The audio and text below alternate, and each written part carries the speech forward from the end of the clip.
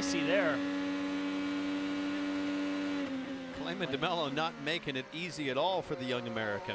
By the way, that's at over 180 miles an hour. Yeah, putting in. Oh, fast someone's laps. off back there at the exit off. turn 1. I think that was DeMello. Wow.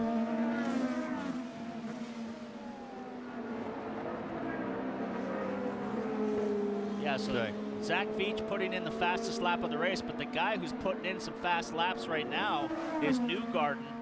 Clayman DeMello just went up, but Newgarden has his biggest lead now that he's had. Now that he's good to go, doesn't have to think about fuel mileage.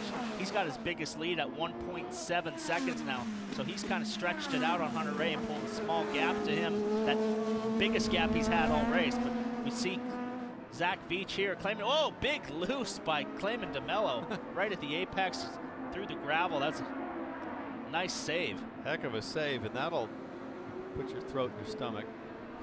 Wow.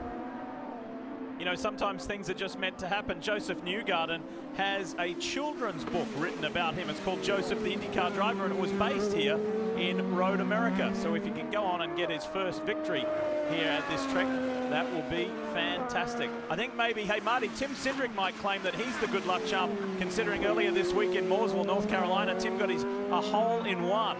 I don't think anything's gone wrong for this race team this weekend. Cindric with a hole-in-one from about 127 yards with a sand wedge. So congratulations to him. They got the pole for the Road America race, and looks like they might be on the way to the win. You know, Joseph started the season so strong, 2 wins in the first 4 races, but as he described to me, then the, quote, wheels fell off the bus. No better than 8th since that time. And he said, listen, we've had the speed, we haven't had the race execution. Today, they have been flawless on the track, managing the gap to second place. He has led all but 2 laps, and on pit road, they have not missed a step all day long. So Joseph Newgarden might be on the way to getting his first ever Road America win. And what timing! He came in 68 points behind Lee in the championship standings. He would gain 18 points today if he does pull off this win. Yeah, I mean, he'd jump up 1 position into the top 4, and he'd be 50 back from Scott Dixon. I want to go back to IndyCar Live, and I said to you, mate, right at the beginning, hey, does this have a similar feel to Barber Motorsports Park, where Joseph got the pole and went on to the win in dominating fashion? And you said absolutely. I don't know what it is. Kind of bizarre, the slump that Newgarden went through at Indy and Texas and Detroit, and all of a sudden it's as if that never happened. I mean, this is just such a dominant performance. And Paul, your pick for the race was Rossi, and he's shown, you know, quite a bit of speed and a lot of aggression, but unfortunately had the issue. Yeah, I mean, the issue very odd. Had the camber shim block come loose. As we saw, he had to come to the pit lane and fix that, but he was definitely racing, definitely driving the way he has all season long, bumping and shoving and pushing and grinding. So a little bit of wheel-to-wheel contact with some guys, but that coming in and fixing that camber shim really cost him. So first it was Wickens, this was Sato. Same corner, very similar incidents. Race control said no worries, just good hard racing.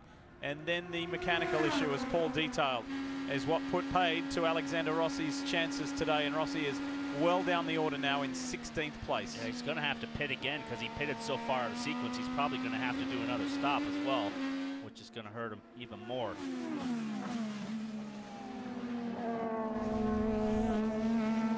Look at this. Pagano on Ed Jones. Jones giving the squeeze there, trying to keep the door tight. Pagano kicking it open, saying, I'm coming through. And this is under review. And you just heard from Dario Franchitti saying about Ed Jones, we're trying to keep Pagano behind us, which isn't an easy task. Pagano's got his sights set on Spencer Pigot, trying to steal that 7th position away over these closing 2 laps. Hey guys, you surprised to see it stay green? Go green the whole race? Well, not really. We've had it before. You know, we had a full green race at Sonoma to end the season. We've seen it in Mid-Ohio in the past. But I guess I'm a little surprised that at the start of the race, you know, there wasn't maybe one situation that would have led to yellow. Certainly with those 2 Rossi incidents, that could have been close. But you know, this is a big, fast racetrack. These guys have been aggressive. I love the fact that this new car doesn't have bodywork, little pieces of aerodynamics flying everywhere that forces a debris yellow. The last full green race at this racetrack was in 2000, I've been told by our stat man over here. You know who won that race? I have a feeling. I won. And I won it from last place. I had an ignition failure at the start, went all the way to the back and came all the way through and won the race with no yellows. To add to your 1993 victory as well. Exactly. Yeah, you really didn't cause many yellows in your career, Paul. It is very clear-cut up front, isn't it? What a day. What a day for the one team from Team Penske and Joseph Newgarden. I like the way that he hasn't changed what he's been saying the last few races despite the setbacks. We've just got to regroup. We've got to get going. We know we've got the speed. We know we're a great team. And I think Joseph Newgarden understood the significance here of pole position. And remember, he had pole at Texas, which gave him such a great pit stall position at the front of the line, at the end of pit lane, nobody in front of him as we get the white flag.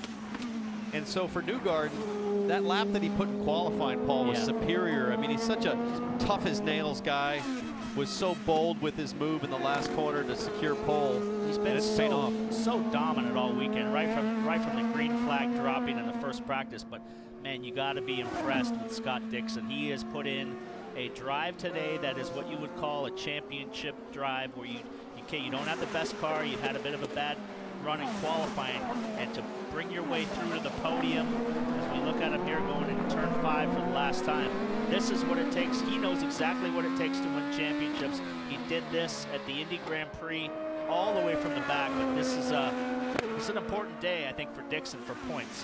Well, Joseph Newgarden gets to join Penske, proud Penske drivers, Will Power, Paul Tracy, Emerson Fittipaldi, Danny Sullivan, to have won at Road America for the captain.